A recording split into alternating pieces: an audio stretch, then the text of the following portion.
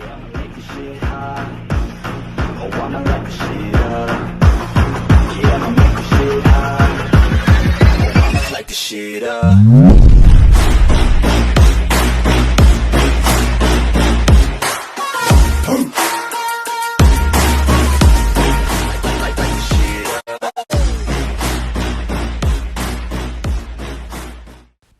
And hello ladies and gentlemen, boys and girls, and welcome back to What If Deku Had Limitless Growth Part 2. Yeah, I know, oh my god, he's actually being consistent. I know, you're probably going to get over this eventually. I'm trying my best to actually be back. I'm cutting down on all the mistakes I made before the channel died. Yes, I will admit my channel's died, and I'm fine with it. It just gives me a chance to grow it. Basically, imagine my channel as a new channel that shows 18,000 subs, because the subs don't watch it. But yeah, just imagine me as basically a new channel, etc. That's how I want to start it. And I am I used to do like 5 what ifs at once, and maximum right now is going to be 2, so it's easy for me to keep up with. And I will not start a new one until one of the other ones are finished. I will film new ones, but I won't upload them until the other ones are finished. Other than that, I hope you do enjoy this what if, and let's just jump straight into it. Last time we left off was a pretty cool ending. Deku learnt that his quirk wasn't just his body gets stronger after endurance stuff.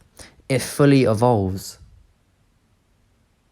To the point where it can, after being in a body of water for such a long time, its body evolved to its surroundings to what it would need to survive, and it could control it.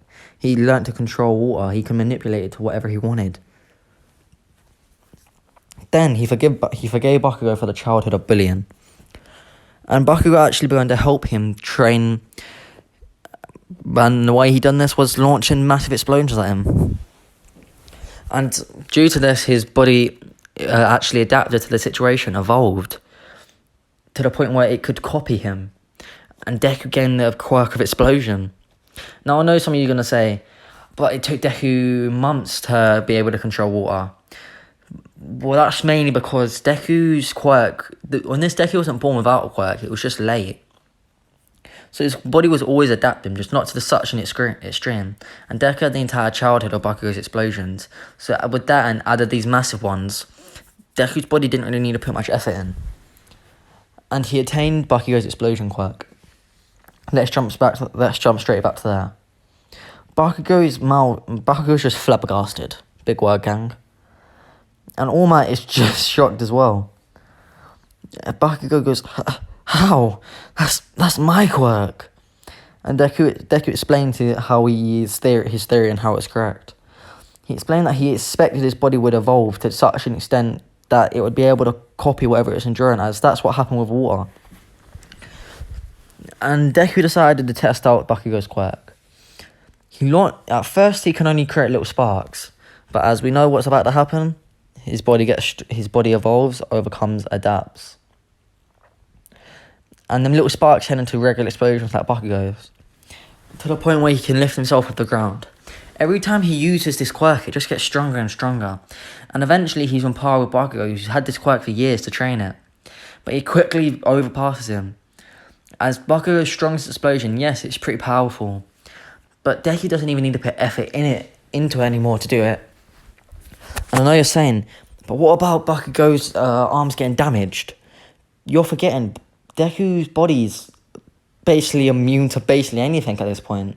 His bones are strong enough to handle bloody a nuclear bar. Oh my god! By the way, guys, I have a speech impediment for those who ask about it. That's why I mess up my words all the time. It's strong enough to last an atomic bomb at this rate. Like worth of force. And soon after, Deku's completely overrun Bakugo within a matter of, I'd say, 20 minutes. And Bakugo just stood there as his entire ideology of being the best is broken down. Yes, I did say breast, go over it. And he just stands there amazed, in shock. He gets the feeling deep down that number 1 hero spot's been taken from him. But it's not jealousy, it's pure awe. And he's proud of his his renewed best friend. All Might is just standing there in silent thought. But he didn't notice his time limit. And in front of Bakugo and Deku, his time limit runs out. And in a cloud of smoke comes out a stick figure old man. Deku, who's currently flying in the air with explosions, screams and falls out of the sky, land on his back, completely fine, and jumps up and starts screaming like in cannon, "Imposter, imposter!" And All Might laughs, tells him to calm down. He's a bit nervous / annoyed at happening in front of Bakugo, but what can he do to help it? And All Might finally explains to both Bakugo and Deku the story of All for One and One for All, how his quirk works, and how he's got that injury. And he explains that he wants Deku to be a successor. This gave Bakugo a little bit of jealousy as he idolised All Might, but it's not to the point where he would suddenly launch an explosion at Deku's face. One, for the reason he's not going to do that anymore. That's his best friend. And secondly, he knows it won't affect him. And Deku stands there quietly and thinks about it, and looks up with a blank face and says, "No." All Might coughs up blood yet again, and asks why. He's like, "Why can't you give it to Kachan?" Immediately as Deku said that, Bakugo stepped in and said, "Actually, I'm saying no this time. This quirk suits you the best. With it, you would easily be able to stop that all-for-one guy. Don't do it just for me, Deku. Think about the future of the world." Yes, Bakugo's still going to call him Deku, get over it. After hearing this, Deku takes a deep breath and says, "Fine, I'll accept to be your successor." All Might, with a smile on his face, explains how it can't happen yet, as Deku's body isn't ready. As he needs to build a more compact, muscular body. And Deku just laughs and takes off his shirt. All Might yet again spits up blood, seeing the state of Deku's body. It is refined, it is toned. You can see the literal curves and definition of his abs. He has an 8-pack. All Might's confused about how all this time he hasn't noticed. And Deku explains he just always explains how the entire time he was training, he just imagined and wanted to get a body like this. And it happened in a matter of minutes. And he can feel his muscles every single day getting more compact, more dense, stronger. And All Might finally agrees to pass on his quirk. At first, he told Deku he had to eat his hair, and Deku refused. He pricks both his and All Might's fingers, and he touches them together. As we know from the whatever film, Heroes Rising, I think it was, or wherever they fought against Nine, when they transfer the quirk by blood, it's instantaneous. And Deku just feels power surge throughout his body. And his quirk reacts in such. It evolves, it adapts, and the way his body grows and evolves is just boosted by One for All. It's more rapid. What used to take Deku months would now take him maybe hours or days. And Deku activates All for One in his arm. I always mix up, sorry. One for All in his arm at full strength, and he punches the air. The shockwave that comes out of it is impressive. I'd say this is at a 400% of what All Might could do, due to Deku's body already being at a decent strength. But this quickly fades, and he feels One for All more merge with his body. And as he tries doing it again, he can activate at any point he needs for the boost it gives. But he's noticing One for All isn't what All Might thinks it is. It just multiplies the user's strength. It doesn't store it. I'm changing the plot completely, I know. But it stores it and multiplies it. So whatever Deku's strength is, it just gets multiplied. And he smirks, saying, this is probably the strongest booster he's ever gonna get. And he explains it to All Might. All Might just stands there completely amazed, with Deku's quirk and All for One combined. One for All! Oh my god! We continue. With the combination of these two quirks, Deku's power just got a massive boost, with it infinitely growing and this shortcut to getting stronger. Deku's just basically unbeatable. But now, Deku knowing this quirk, he goes into training seclusion with just him and Bakugo. They go up to this mountain that Deku's read about. It's full of dangerous monsters, dangerous beasts, and etc. At first, he refused to let Bakugo come along, but Bakugo just followed him on the way. It's full of dangerous beasts that some believe are just myths and fairy tales. But it's also full of many treasures and many opportunities for Deku to get stronger. in which he does. Now we're just going to have a little mini training arc. I won't let go over 3 minutes, don't worry. Deku arrives in this place with Bakugo, and they're met by a giant, massive snake attacking them. Deku no problem dodges, but he suddenly realises if he wants to get stronger, he's probably going to have to let this snake hit him, which it does. Barely. Deku lets its teeth barely prick his arm, which shocked Deku. This beast is insanely strong. Even bullets don't really affect him anymore, but this snake's fang can easily pierce his skin. Deku feels the venom course through his veins, and he drops down to one knee in pain, screaming. But due to his adaptation, his limitless growth quirk, and being boosted by one for all, his body adapts to the poison and quickly gains an immunity, to the point where it doesn't affect him anymore. And then he headbutts the snake, knocking him unconscious. And then he does the bang, kills it. Deku suddenly realised the danger he was in. If it weren't for one for all, multiplying the speed his quirk adapts, he probably would have died then. That poison was far more deadly than he expected. But with a smack, now he knows he can take risks like this. And they continue through their training. Bakugo gets stronger as well, working on the strength of his explosion, as well as how he can adapt it. It went from him just launching explosions to him making compressed ones, launching a condensed blast through his hands, and even making tiny bladed constant explosions. With this, Deku easily starts becoming stronger, fighting against multiple things. And he's even gained certain abilities. By the way, this is completely going to be an arse pull, but let's just go with it. This place that no man has ever entered before, only myths, has magical beasts, stuff that is out of Fairytail, dragons that breathe fire. That's the only one. Stuff that can control the ground. Blah blah blah. And Deku spent his time fighting these. The first time he met a dragon, he was blasted with heat, and it actually burnt his skin. But he soon gained an immunity to heat, and moved out the way. He notices his arms were just absolutely battered, and just thought, heal, heal, heal, heal. And his body reacted to these thoughts, growing not only a pain tolerance to the point where pain doesn't even affect him, but also his speed, like his healing, healing rate, I forgot what it's called. Oh no, comment down below what it's called when you recover quick. His healing factor just boosted to the point where if his arm was blown off, it would regrow in seconds. And Deku wanted to test out his theory. After being in water for weeks, he gained the ability to control it. What happens if he just takes a long blast of fire from a dragon? So he just stands there as Bakugo watches in absolute, not only fear, but astonishment, as Deku just walked through the flames. He felt his body getting more and more used to the heat, until he finally felt it. He could manipulate fire. At first, he could only move fire that was already there, parting the flame that was coming at him, and spinning it back at the dragon, sending it flying into a cliff. But as Deku... Ouch, ow, ow, ow. There's a cut on me and I just poked it by accident.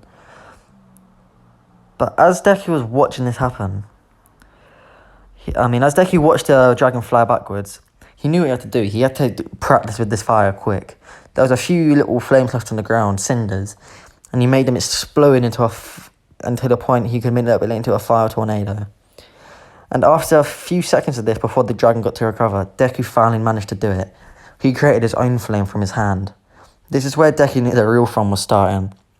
I'm saying that only 2 weeks into this 3 months training period. Not 3 months, into this 2 month training period. And Deku's quickly managed to move out the way of the dragon coming in. Deku jumps up with full force, actually shocking the dragon. They have a bit of sentience. And kicks it hard in the chin, grabbing it by its neck and seismic tossing it down to the ground. He then, with one foot all activated, makes a propulsion of air behind him, coming down into the ground, slamming it down. The cliff they're actually on collapses. And using Bakugo's explosion quirk, carries him and the dragon's corpse up to a place where they can actually stand. Bakugo in pursuit behind. Deku noticed something about this dragon's scales. They were harder. They were actually able to hurt him. Same with its teeth. So, of course, Deku took them out and actually started rubbing them against his body. At first, it caused him quite a bit of pain and damage, but yet again, his body adapted. Deku knew that this was a little sacrifice for a big gain. And where his body before was, as I say, as tough as metal, or was strong enough to stop bullet, it was now, I'd say, 100 times tougher, as these dragon scales were insanely hard. And now nothing could really pierce his skin due to Deku repeatedly using the dragon teeth on him. That's where Deku actually noticed something about his fire. It was a lot hotter than he expected it to be. That's when the realization clicked in. He didn't just have fire, he couldn't just control fire, he could control dragon fire. And that's when Deku, of course, being just a pro, examined the dragon's body, seeing if there's anything else it could use. And Deku actually ended up tearing out one of its eyes. He noticed something about this dragon. It seemed to be somewhat of a boss of this little area.